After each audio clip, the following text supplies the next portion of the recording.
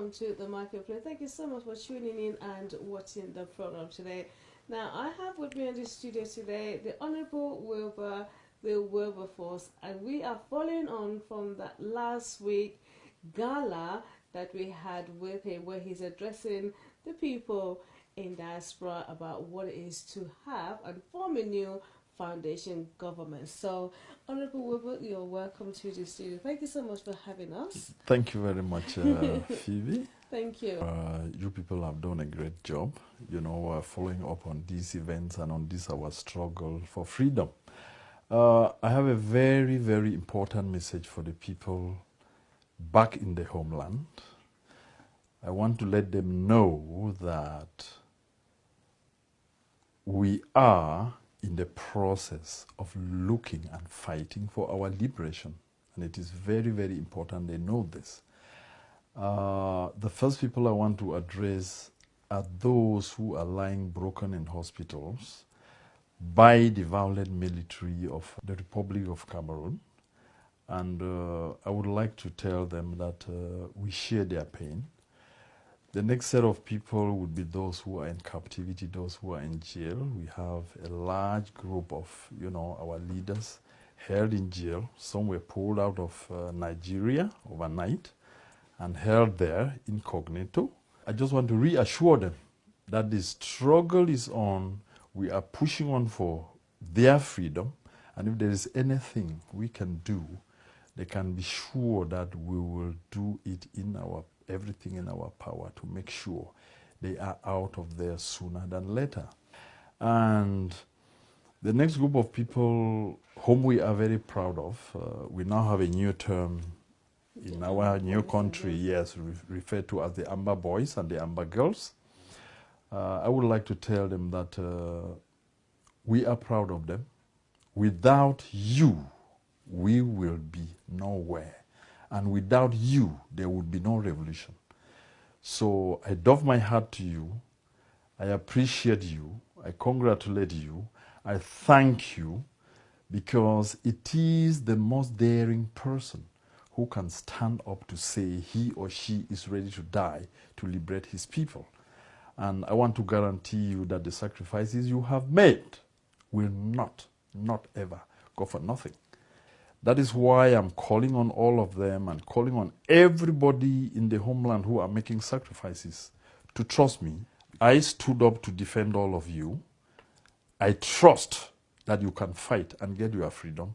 And I want you to trust me that every move I make and every action I take will be for the interest of that freedom that we seek. We've got only one way to go. We will have an independent state of Ambazonia. I only hope they do not make it too complicated so that we won't be able to live as, good neighbors. I have always maintained that every revolution is one, about the people, two, the people, and three, the people. Because when people want anything collectively, they get that thing. So my advice to them, after realizing what's been going on in the diaspora, because I discovered in the diaspora, they have not distinguished the clear-cut line between practicing politics and doing a revolution. They are mixing the two. They think one is the other. Okay. And that is where they have all got it wrong. In a revolution, you forget about politics and you bring in a new order that can sweep all of that away. So if the politics we did for almost 60 years has failed us, there is no way we can now start practicing bits and pieces of politics in the diaspora and hope that it could liberate us. So they mixed it all up.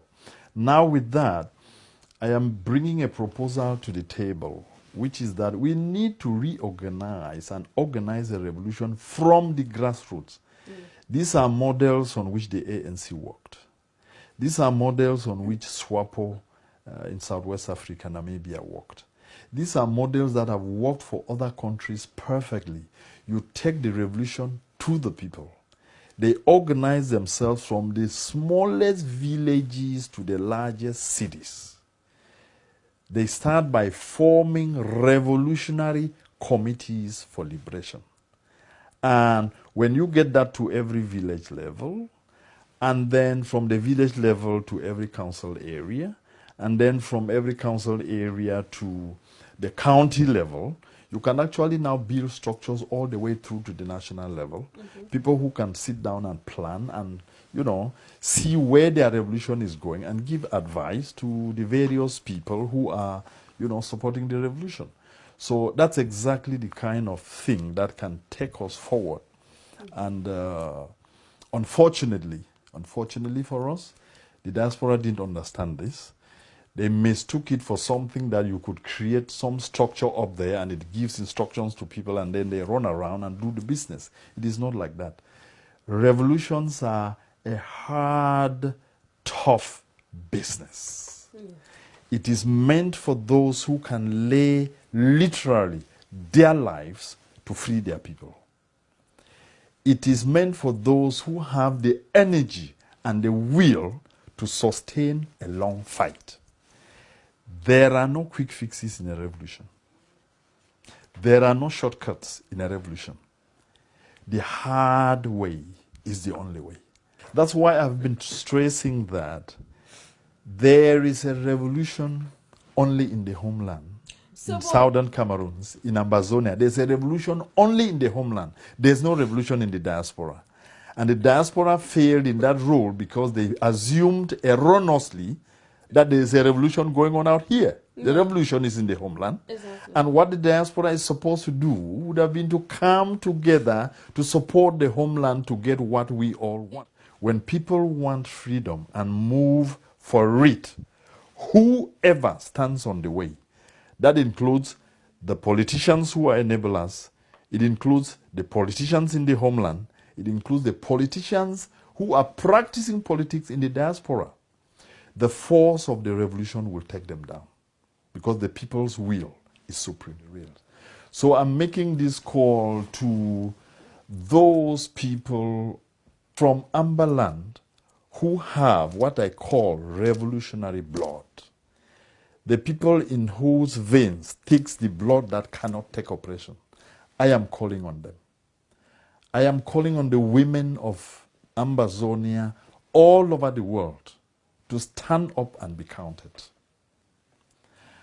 I am calling on the elders of the revolution to stand up and be counted.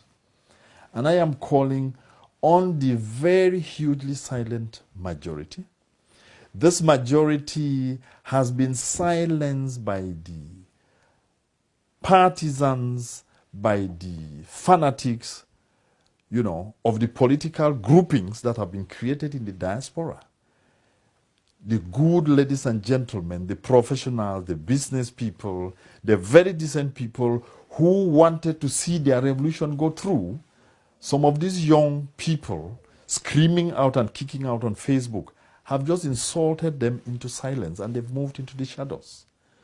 So I am calling on all of them to stand up now and be counted because they need to save this revolution. We need to save it and we need them. The people who are screaming out and discouraging all the others and pushing people back, they are not up to 0.5% of the people we have out in the diaspora. In fact, if we did a total count, there would not be more than 500 people. And we are out in the diaspora in the tens of thousands. I am calling on them. It is your time to let them understand fully what it means not to be silent. I would like to quote from Madiba Nelson Mandela, who says, and I quote, "Fools multiply when wise men are silent," end of quote.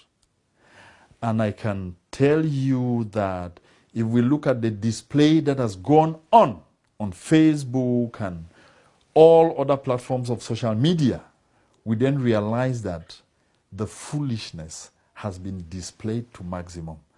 And it has gone on because wise men and women have been silent. It is their turn to take it up and talk and come together. Let us push our revolution through. Even if it's a family of 5, even if it's a small village of 20 people, it becomes the nucleus of the revolution. And once you build it that way all through your villages and cities, you easily overturn the oppressor. Ambazonia! Ambazonia! Ambazonia! Thank you very much.